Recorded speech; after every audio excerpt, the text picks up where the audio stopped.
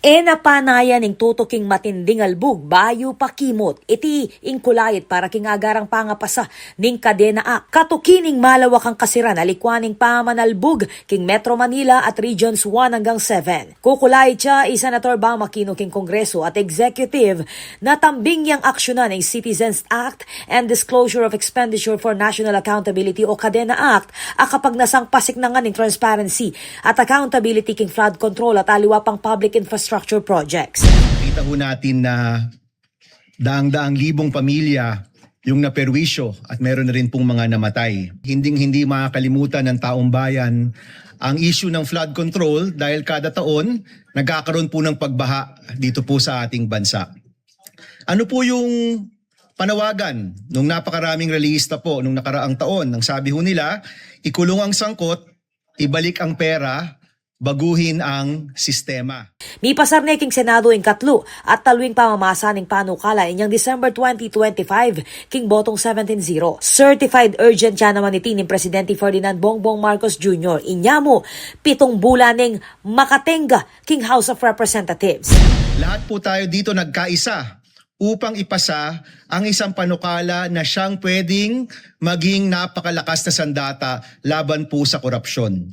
Alam ho natin na kapag napasa po yung kadena, lahat ng mga sikreto mailalantad na po. Lahat ng mga kontrata mailalantad na po.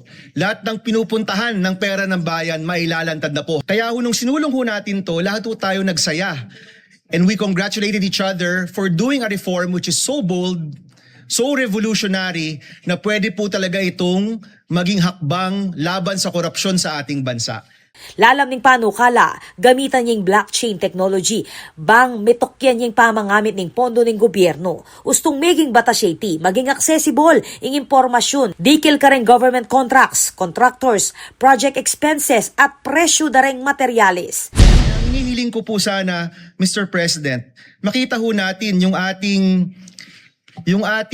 pagsasama-sama at pagtutulungan upang mapasa ito na makita sana natin doon rin po sa Kongreso na kung saan ito po'y naghihintay pa rin. Dirikdik ng Aquino na maulagay ng emergency response king panahuning kalamidad inyamo, kailangan pa mo rin ng long-term reforms. Bang apakibatan, ing paulit-ulit ay albug at aiwasan ng korupsyon king public works. Meron po mang tumitigil ng Kadena Act, Mr. President, siguro po yun yung mga tao na natatakot na may mailantad dito po sa ating national budget. Samantala, sinabi ng Senator Win Gatchalian na makipag-ugnayan ing Senate leadership king Speaker of the House bang di na niyang prioridad ing Kadena Act. Abalo mo naman na iba't king top 3 priority measures ng Legislative Executive Development Advisory Council niyang 2025 binaba king number 41 ing posisyonan ning panukala king updated na listahan na ning NEDA. Dik-dik dareng Manyo Bongketi, dapat paninaya ning panibayong maragula trahedya. Bayo ya isulong ing reformang magpalinon nung nukarilami pupunta, reng pera na ning balik.